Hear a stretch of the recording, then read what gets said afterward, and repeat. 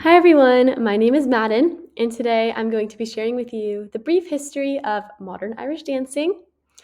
This is an image of me at my very first Irish dancing competition when I was 8, so I just thought that'd be a little fun thing to share with you guys. So, where did Irish dancing come from? No specific dates have been determined to when Irish dancing first originated in Ireland, but something really interesting I learned while doing research was that Irish dancing isn't really Irish in origin. Common Irish dances seen today, such as the hornpipe and reel, were actually first developed in England and Scotland, and these were performed here long before any acceptance in Ireland, which I found super interesting. However, there are other dance styles and rituals that were happening in Ireland that feel like influenced a lot of the Irish dances seen today, such as the quadrille, which is a continental dance style, which is basically a square dance performed by four couples which contains choreographic figures that's a complete dance sequence of itself. So this sounds a lot like the Irish Cayley or group dances, which I'll talk more about later, but basically it's a group of people performing similar or the same choreography in routine with one another. And then Celtic religious rituals involve dancing usually in a circular fashion around sacred trees. So this patterned and structure like movement can be seen in a lot of Irish step dances as well. I think the most prominent reason for modern Irish dancing, though, is with the Irish culture revival in the late 1800s, specifically with the foundation of the Gaelic League in 1893. This league was founded to preserve Irish language and promote Irish culture and tradition. And since Irish dancing was such a popular and social aspect of this league, it was really prioritized and supported. And then the first Irish dancing school was founded in the 1920s. So it has been around for some time. Irish dancing has, of course, evolved over the years. Also, Irish dancing really focused on staying in one place while you danced. One of my sources compared it to dancing on a plate or a sixpence. So, in other words, you really don't have much room to move around. And then also, your knees are supposed to stay below your waist. There's a few theories to why this is, although nothing's been confirmed yet. And then the tempo in old style Irish dancing is very close to how the music was performed. And this is different from the new style, whereas in new style Irish dancing, there's lots of movement that's going on.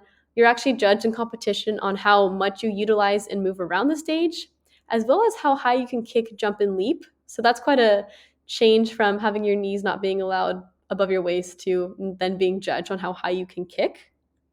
And then the music in the new style of Irish dancing is much slower. I think because as movements got more complex and complicated, dancers needed more time to complete them. So the music slowed down as a result. And then costumes, something really interesting I learned is that women primarily used to wear kilts while dancing, which was interesting for me because I feel like kilts are traditional male attire. And although this is true, women at one time wore them when performing because it reconciled the objectification of women. Or in other words, they were trying to defy stereotypes and gender norms at the time and make a statement saying it doesn't matter what they're wearing if they're performing something so cultural and traditional such as Irish dancing. And I just love the statement that was saying and making. And however, males and females both do not wear kilts in competitions anymore. Women now wear elaborate solo dresses, which can be seen here. So on the left is an image of me and my friends at a competition. And as you can see, um, these solo dresses, the only thing similar about them is the pleated skirts and the long sleeves. Everything else is completely custom. It's really fun to sit down with a designer and be able to talk about colors and designs and sparkles and all of that fun stuff. And as you can see on my two friends on the left are wearing wigs, which are not super significant to the history of Irish dancing. However, the tight ringlets were added later on just to emphasize movements and show that a dancer was moving because you can't see the top half of their body. So if you didn't have a view of their feet, you could tell that they were moving still just from how their hair was moving. And then males here on the right, a typical competition attire for them is very neutral bottoms, typically black, and then the vest is where they get to have some fun. So as you can see, most of them have a pop of color in them, as well as some sparkle to make them stand out on stage. Speaking of Irish dancing competitions, Irish dance is a very competitive sport, and competitions existed even before the founding of the Irish Dancing Commission in 1929. But as it's pronounced in Gaelic, and I do apologize for butchering this, the An Commission Lairithí Gaeltacha was founded to oversee all aspects of competitive Irish dance. And these competitions are called Feisceanna, or Feis for short. And these can be seen at local, regional, national, and of course, world levels. The first ever World Irish Dance Championship was in 1969, and it included Ireland and then all the countries in the Irish diaspora, such as America, Canada, England, etc. And this competition is like the Olympics of Irish dancing. It's held once a year in a different European city, and the best of the best qualify and come together to compete for a world title. It's very hard to get into this competition, so it's an honor to be there, and it's an even bigger honor to win a world title.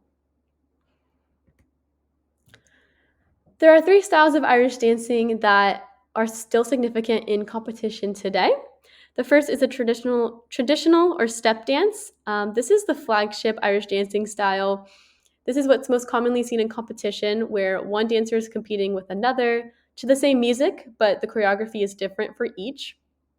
And each step is performed on each foot. And then there's the Sean Noss, or Irish set dance, and this is a solo dance, and the choreography is unique to each dancer. So this is the time in the competition where the dancer can show off a bit for the judges, and their choreography typically highlights their strengths. And this used to be improvised, but as competitions has become more fierce, dancers just memorize this number ahead of time and perform it for that competition season. And then finally, the Irish Céilí, or group dances, which I said were similar to the quadrille. These are where any number of people from 2 to infinity come together and dance similar or the same choreography in a routine with one another. So all 3 of these are seen in competition, but traditional and Sean Noss are the most common. And to help visualize these a little better, I found some videos of myself dancing. So this first one on the left here is me doing my Irish set or solo dance. And here I'm wearing hard shoes, which are made of fiberglass, so they produce a sound when they hit the floor. So in these dances, I am judged on technique, beats, rhythm, and timing. So this is what this looked like.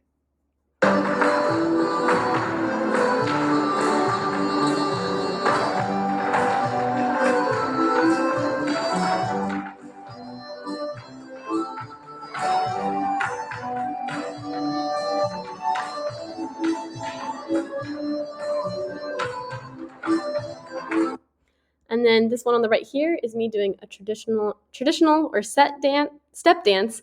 And I'm wearing different shoes here. These are called soft shoes, and they're like a ballet slipper. So I'm not judged on the sounds I'm making here, but more so on the athleticism and movement of myself across the stage. And here I'm dancing with another dancer to the same music, but different choreography.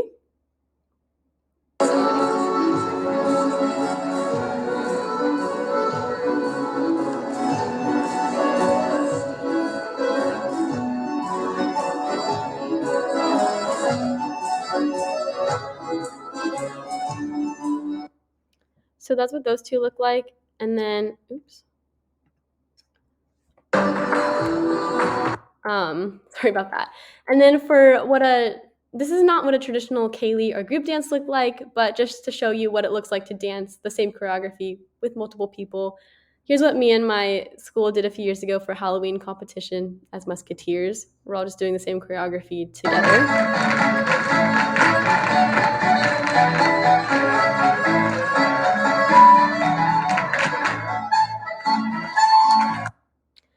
And so that's what a group dance could look like, just doing it all together.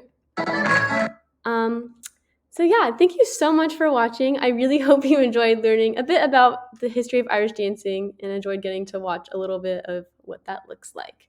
So thank you so much for listening.